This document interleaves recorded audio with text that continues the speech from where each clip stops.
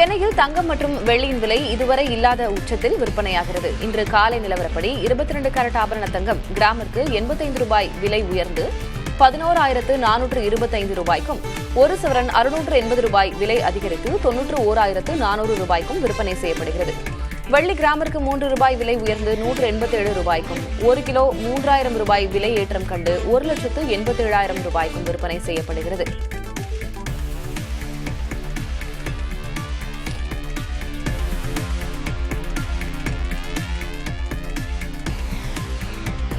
தங்கம் விலை இந்த ஆண்டு தொடக்கத்திலிருந்தே அதிகரித்து வருகிறது. கடந்த ஆண்டு அக்டோபர் 11ஆம் தேதி 56,760 ரூபாயாக இருந்த தங்கம் விலை இந்த ஆண்டு அதே நாளில் 91,400 ரூபாயாக உயர்ந்துள்ளது. கடந்த மாதம் இதே நாளில் தங்கம் ஒரு சவரன் 81,200 ரூபாய்க்கு விற்பனையாகியது. கடந்த வாரம் இதே நாளில் ஒரு சவரன் தங்கம் 87,600 ரூபாயாக விற்பனையாகியது.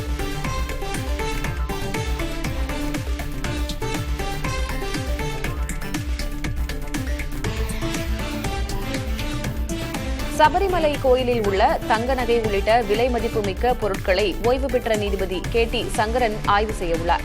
அவருடன் திருவாங்கூர் தேவஸ்வம் வாரிய அதிகாரிகளும் பொற்கொல்லர்களும் வந்துள்ளனர்.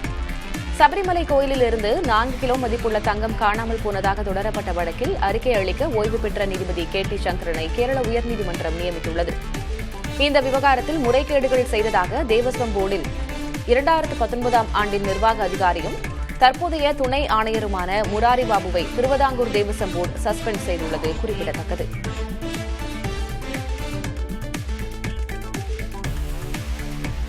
பருப்பு இறக்குமதியை குறைத்து உள்நாட்டிலேயே அவற்றின் உற்பத்தியை அதிகரிக்க வழி செய்யும் திட்டத்தை பிரதமர் மோடி தொடக்கி வைத்தார். 11,440 கோடி ரூபாய் முதலீட்டிலான இத்திட்டத்தில் இன்னும் 5 ஆண்டுகளில் பருப்பு உற்பத்தியை 350 லட்சம் டன்னாக உயர்த்த திட்டமிடப்பட்டுள்ளது. இது தவிர 24,000 கோடி ரூபாய் மதிப்புள்ள 100 மாவட்டங்களில் விவசாய விளைபொருள் உற்பத்தியை அதிகரிக்கும் திட்டம் செயல்படுத்தப்பட உள்ளது. சோஷலிஸ்ட் தலைவர் ஜெயபிரகாஷ் நாராயணனின் பிறந்தநாளையொட்டி இத்திட்டங்களை பிரதமர் டெல்லியில் தொடக்கி வைத்தார்.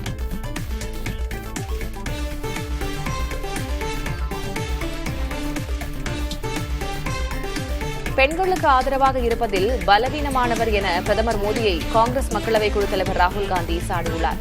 டெல்லியில் ஆப்கானிஸ்தான் வெளியுறவுத்துறை அமைச்சர் அமீர்கான் முட்டாகி நடத்திய செய்தியாளர் சந்திப்பில் பெண் செய்தியாளர்கள் அனுமதிக்கப்படாததை சுட்டிக்காட்டி ராகுல் காந்தி இவ்வாறு கூறியுள்ளார். பெண்களுக்கு வலிமை அளிப்பது குறித்து உரத்த குரலில் பேசியதெல்லாம் வெற்று பேச்சு என்று பிரதமர் மோடி நிரூபித்துள்ளதாகவும் ராகுல் கூறியுள்ளார்.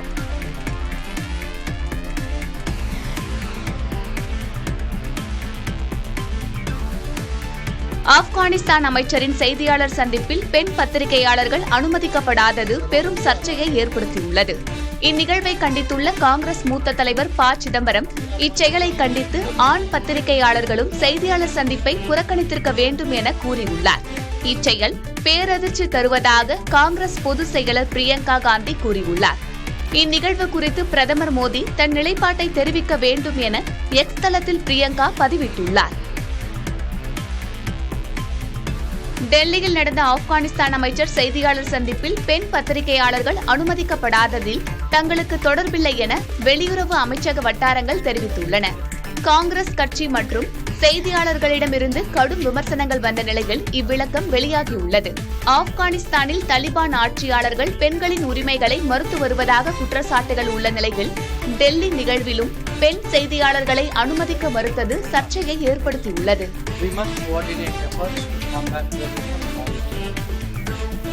சமாஜ்வாதி கட்சித் தலைவர் அகிலேஷ் யாதவின் பேஸ்புக் கணக்கு நேற்று சில மணி நேரங்கள் முடக்கப்பட்டிருந்தது. இதை விமர்சித்துள்ள அக்கட்சி செய்தி தொடர்பாளர் ஃபக்ருல் ஹசன், இது ஜனநாயகத்திற்கு எதிரான தாக்குதல் என்றும் அறிவிக்கப்படாத அவசர நிலையை பாஜக அரசு பிறப்பித்துள்ளதாகவும் கூறியுள்ளார். எனினும் இதற்கும் தங்களுக்கும் தொடர்பில்லை என்று மெட்டா நிறுவனம்தான் நடவடிக்கை எடுத்திருப்பதாகவும் பாஜக வட்டாரங்கள் தெரிவித்துள்ளன.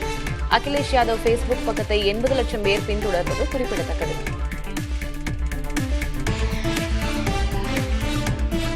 பீகார் தேர்தலில் வாக்காளர்களை ஈர்க்கும் வகையில் நாட்டுப்புற பாடகர்களுக்கு போட்டியிட வாய்ப்பளிக்க முக்கிய கட்சிகள் முடிவு செய்துள்ளன. 25 வயதே ஆன பிரபல பாடகி மைதிலி தாக்கூர் பாஜக மூத்த தலைவர்களை சந்தித்துள்ள நிலையில் அவருக்கு வாய்ப்பு கிடைக்கும் என தெரிகிறது. போஜ்பூரி பாடகரும் நடிகருமான பவன் சிங்குக்கும் பாஜக வாய்ப்பளிக்கும் என தெரிகிறது. இவர் கடந்த மக்களவைத் தேர்தலில் தனித்து போட்டியிட்டு தோல்வியை தழுவியவர் ஆவார். மற்றொரு போஜ்பூரி பாடகரான ஷில்பி ராஜும் சிராக் பஸ்வான் கட்சி சார்பில் வாய்ப்பை எதிர்நோக்கியுள்ளார். பிரசாந்த் கிஷோரின் ஜன் சுராஜ் கட்சியும் ஆலோக் குமார் என்ற போஜ்புரி பாடகருக்கு வாய்ப்பளிக்கும் என தெரிகிறது. இக்கட்சியின் முதல் பட்டியலில் ரிதேஷ் ரஞ்சன் பாண்டே என்ற பாடகருக்கு வாய்ப்பளிக்கப்பட்டுள்ளது. போஜ்புரி நடிகரும் பாடகருமான மனோஜ் திவாரி ஏற்கனவே பாஜக சார்பில் எம்பியாக உள்ளார்.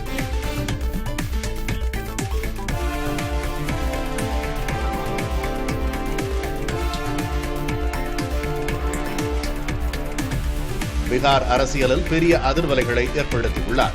வழக்கமான அரசியல் கட்சிகளைப் போலல்லாமல் ஜன்சுராஜ் வெளியிட்டுள்ள 51 பேர் கொண்ட இந்த முதல் பட்டியலில் தொழில்முறை வல்லுநர்கள், முன்னாள் அரசு அதிகாரிகள், மருத்துவர்கள் மற்றும் கல்வியாளர்களுக்கு முக்கியத்துவம் அளிக்கப்பட்டுள்ளது.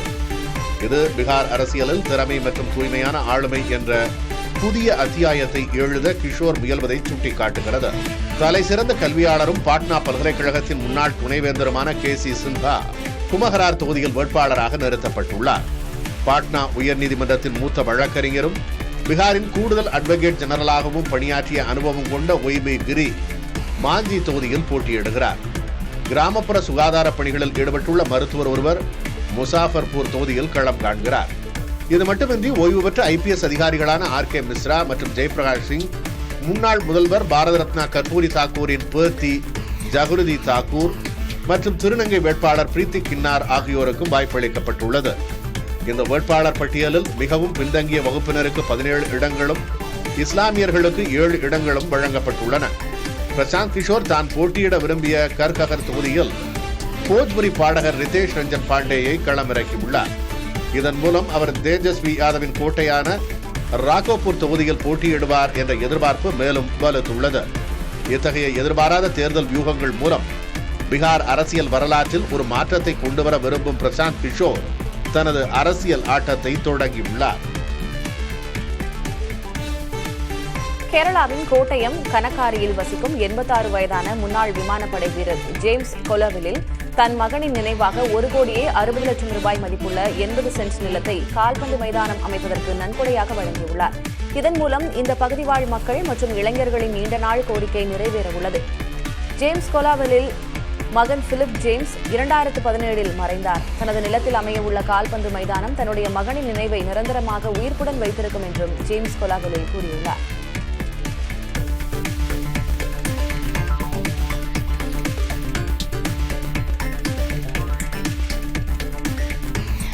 தொழிலதிபர் அனில் அம்பானியின் ரிலையன்ஸ் பவர் நிறுவனத்தின் தலைமை நிதி அதிகாரி அசோக் பாலை அமலாக்கத்துறை கைது செய்துள்ளது. 68 கோடி ரூபாய் மதிப்புள்ள போலி வங்கி கடனுறுதி ஆவணம் வழங்கப்பட்ட பண மோசடி வழக்கில் வெள்ளிக்கிழமை இரவு இவர் கைது செய்யப்பட்டார். சனிக்கிழமை இவர் நீதிமன்றத்தில் ஆஜர்படுத்தப்பட உள்ளார். இந்த விவகாரத்தில் தாங்களும் பாதிக்கப்பட்டுள்ளதாக ரிலையன்ஸ் குழுமம் தாங்கள் பாதிக்கப்பட்டதாக கூறியுள்ளது.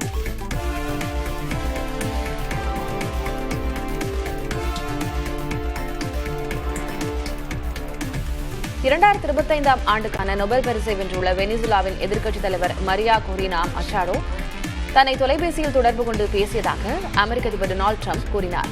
உங்களை கௌரவிப்பதற்காக நான் இந்த பரிசை பெற்றுக் கொள்கிறேன், ஏனென்றால் இது உண்மையில் உங்களுக்குத்தான் உரியது என்று மச்சாடோ கூறியதாக ட்ரம்ப் தெரிவித்தார். அப்படியென்றால் பரிசை என்னிடம் கொடுத்து விடுங்கள் என்று தான் சொல்லவில்லை என்று நகைச்சுவையாக குறிப்பிட்டு சிரித்தார் ட்ரம்ப். இந்த ஆண்டு பல நாடுகளில் போர்களை நிறுத்தி இருப்பதாகவும் அதனால் தனக்கு அமைதிக்கான நோபல் பரிசு வழங்கப்பட வேண்டும் என்றும் ட்ரம்ப் கூறி வந்தது குறிப்பிடத்தக்கது. I'm accepting this in honor of you because you really deserved it. That's a very nice thing to do. I didn't say then give it to me though. I think she might have. She was very nice, and I've been helping her along the way. They need a lot of help in Venezuela. 2019 ஆண்டில் பொருளாதாரத்துக்கான Nobel பரிசு பெற்ற Abhijit Banerjee, Esther Duflo தம்பதி அமெரிக்காவின் MIT-யை விட்டு விலகி Zurich பல்கலைக்கழகத்தில் சேர உள்ளனர். அமெரிக்க அதிபர் டிரம்பின் ஆய்வு நிதி குறைப்பு மற்றும் கல்வி சுதந்திரத்திற்கு எதிரான நடவடிக்கைகள் காரணமாக அமெரிக்காவிலிருந்து நிபுணர்கள் வெளியேறுவது குறித்த எச்சரிக்கைகள் நிலவும் நிலையில் இவர்கள் இந்த முடிவை எடுத்துள்ளது கவனம் ஈர்த்துள்ளது. சுவிட்சர்லாந்து நாட்டின் ஜூரிச்சில் உள்ள பல்கலைக்கழகத்தில் வறுமை ஒழிப்பு குறித்த ஆராய்ச்சிக்கான ஒரு புதிய மையத்தை இவர்கள் நிறுவ உள்ளனர்.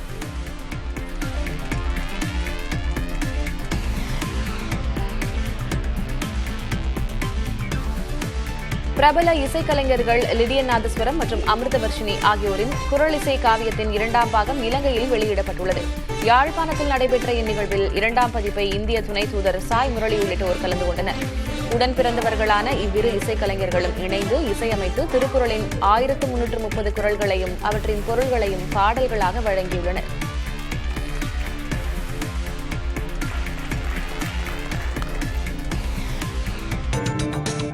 நீர்பிடிப்பு பகுதிகளில் பெய்த தொடர் கனமழையால் காவிரி ஆற்றில் நீர்வரத்து வினாடிக்கு 65,000 கன அடியாக அதிகரித்துள்ளது.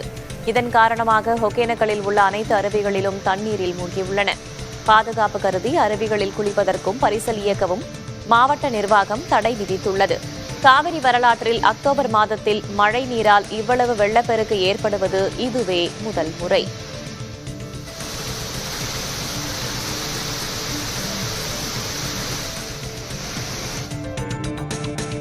தொடர் மழையால் பஞ்சப்பள்ளி சின்னாறு அணைக்கான நீர்வரத்து அதிகரித்துள்ளது. இதனால் கரையோர பகுதி மக்களுக்கு பொதுப்பணித்துறை எச்சரிக்கை விடுத்துள்ளது. தருமபுரி, கிருஷ்ணகிரி மாவட்டங்களில் தொடர்ந்து மழை பெய்து வருவதால் பஞ்சப்பள்ளி சின்னாறு அணைக்கான நீர்வரத்து வினாடிக்கு 1275 கன அடியாக அதிகரித்துள்ளது. இதனால் 50 அடி உயரம் கொண்ட அணையில் 47.7 அடிக்கு தண்ணீர் உள்ளது. அணைக்கு வரும் தண்ணீர் முழுவதும் வெளியேற்றப்படுவதால் கரையோர பகுதி மக்கள் பாதுகாப்பாக இருக்க பொதுப்பணித்துறை எச்சரித்துள்ளது.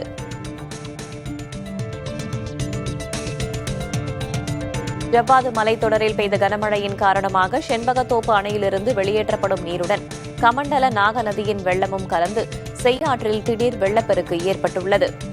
செய்யாற்றில் வெள்ளம் கரைபுரண்டு ஓடுவதால் காஞ்சிபுரம் மற்றும் செங்கல்பட்டு மாவட்டங்களை ஒட்டிய பகுதிகளில் உள்ள ஆற்றில் ஆழமான பகுதிக்கு செல்லவோ குளிக்கவோ கூடாது என்று பொதுமக்களுக்கு எச்சரிக்கை விடுக்கப்பட்டுள்ளது.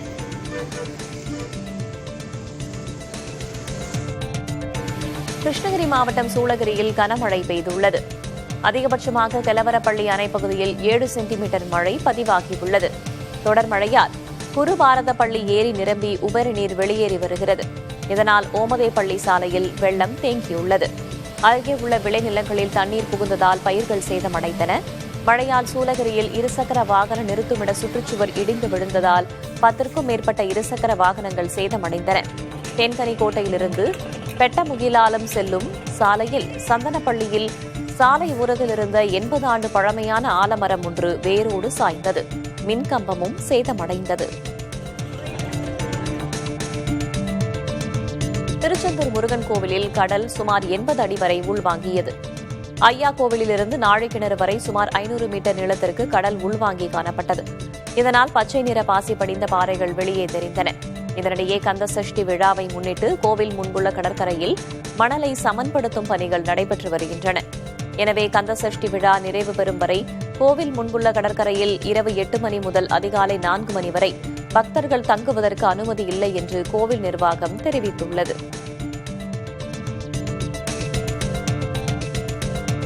தீபாவளியை முன்னிட்டு முதற்கட்டமாக 6630 தற்காலிக பட்டாசு கடைகளுக்கு தமிழக தீயணைப்புத்துறை அனுமதி வழங்கியுள்ளது. பட்டாசு கடைகள் அமைக்க 9549 விண்ணப்பங்கள் பெறப்பட்ட நிலையில் 6630 கடைகளுக்கு அனுமதி வழங்கப்பட்டுள்ளது. மேலும் 2499 விண்ணப்பங்கள் பரிசீலனையில் உள்ளதாக தெரிவிக்கப்பட்டுள்ளது. இதனிடையே பட்டாசு கடை உரிமத்திற்கு விண்ணப்பிப்பவர்கள் தீயணைப்புத்துறை, உள்ளாட்சி நிர்வாகம் மற்றும் காவல்துறையிடம் தடையில்லா சான்றிதழ் பெறவும் அறிவுறுத்தப்பட்டுள்ளது.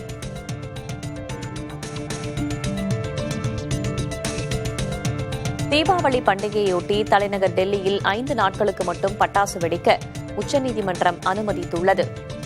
கடுமையான கட்டுப்பாடுகளுடன் பசுமை பட்டாசுகள் மட்டுமே வெடிக்க அனுமதிக்கப்படும் என்று மத்திய அரசு உறுதியளித்ததன் அடிப்படையில் தலைமை நீதிபதி அமர்வு இந்த அனுமதியை அளித்துள்ளது.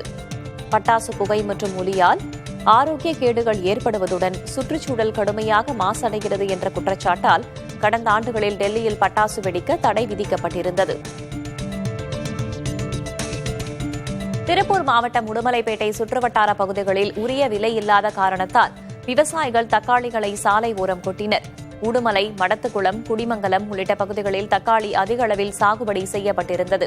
இந்நிலையில் தக்காளி பெட்டி ஒன்றுக்கு 200 ரூபாய் முதல் 220 ரூபாய் வரை மட்டுமே கிடைப்பதாக விவசாயிகள் வேதனை தெரிவிக்கின்றனர். இதனால் விளைவித்த தக்காளிகளை சாலை ஓரம் கொட்டினர். ஆப்பிள் நிறுவனத்தின் ஐபோன்களை தயாரிக்கும் முன்னணி ஒப்பந்த உற்பத்தி நிறுவனங்களில் ஒன்றான பெகட்ரான் சென்னையில் புதிய உற்பத்தி ஆலையை அமைக்க உள்ளது. இந்த தொழிற்சாலையில் 5G தொலைத்தொடர்பு கருவிகள் மற்றும் உள்கட்டமைப்புக்கான உபகரணங்கள் தயாரிக்கப்பட உள்ளன. இந்தியாவின் மின்னணு உற்பத்தி துறையின் வளர்ச்சிக்கும் ஏற்றுமதி திறனை மேம்படுத்துவதற்கும் இது ஒரு முக்கிய உந்துதலாக இருக்கும் என்று எதிர்பார்க்கப்படுகிறது. சென்னையில் அமையவுள்ள இந்த புதிய ஆலை இந்தியாவில் 5G உள்கட்டமைப்புக்கான தேவையை கணிசமாக பூர்த்தி செய்யும் என்று தொழில்துறை வட்டாரங்கள் தெரிவிக்கின்றன. கிராம சபை கூட்டங்களில் நிறைவேற்றப்படும் 3 தீர்மானங்களை உடனடியாக மாவட்ட நிர்வாகம் நிறைவேற்ற வேண்டும் என முதல்வர் ஸ்டாலின் உத்தரவிட்டுள்ளார். 10,000க்கும் மேற்பட்ட கிராம ஊராட்சிகளை இணைய சேவை மூலம் இணைத்து கிராம சபை கூட்டம் நடைபெற்று வருகிறது. அதில் காணொலி காட்சி மூலம் பேசிய முதலமைச்சர் ஸ்டாலின், நம்ம ஊரு நம்ம அரசு என்ற பெயரில் கிராமங்களில் தேவைகளை அறியும் புதிய திட்டத்தை அறிமுகம் செய்துள்ளார். நம்ம திராவிட மாடல் அரசு சமூக நீதி, சமத்துவத்தை நிலைநாட்ட சுயமரியாதை அடிப்படையிலான சமூகத்தை உருவாக்கி வருது. இதோட ஒரு பகுதியாகத்தான் குடியிருப்புகள், சாலைகள், தெருக்கள்ல இழிவான தன்மையோட சாதி பெயர்கள் இருந்தா அதை மாற்றி பொது பெயர்களை சூட்டும் நடவடிக்கை எடுக்கப்படுது. மேலும் நம்ம ஊரு நம்ம அரசு என்ற பெயர்ல கிராம சபையில மக்கள் கலந்து ஆலோசிச்சு 3 முக்கிய தேவைகளை தேர்வு செஞ்சு தீர்மானம் நிறைவேற்றப்படணும். அப்படி கண்டறியப்படும் தேவைகள் உடனடியாக நிறைவேற்றப்படுறத மாவட்ட நிர்வாகம் உறுதி செய்யணும். சென்னையில் உள்ள 3400 தெருக்களுக்கு புதிய பெயர்களை சூட்ட மாநகராட்சி முடிவெடுத்துள்ளது. சாதி பெயர்களை நீக்கிவிட்டு அதற்கு பதிலாக தலைவர்கள் அல்லது மலர்களின் பெயர்கள் மாற்றப்பட உள்ளன. சென்னை மாநகராட்சி முழுவதும் உள்ள 35,000 தெருக்கள் சாலைகளின் பெயர்களை ஆய்வு செய்ததில் 3400 தெருக்கள் சாலைகளின் பெயர்களை மாற்ற முடிவெடுக்கப்பட்டுள்ளது. நவம்பர் 19ஆம் தேதிக்குள் அனைத்து பெயர்களும் மாற்றப்படும் என தெரிவிக்கப்பட்டுள்ளது. மறுபெயரிடுவதற்கான வழிகாட்டுதல்களின்படி இந்த பணி மேற்கொள்ளப்படும் என தெரிவிக்கப்பட்டுள்ளது. புதிய சாலை பலகைகள் ரெஃப்ளெக்ஷன் விளக்குகளோடு அமைக்கப்படும் வகையில் விரைவில் டெண்டர் அறிவிக்கப்படும் என்றும் சென்னை மாநகராட்சி தெரிவித்துள்ளது.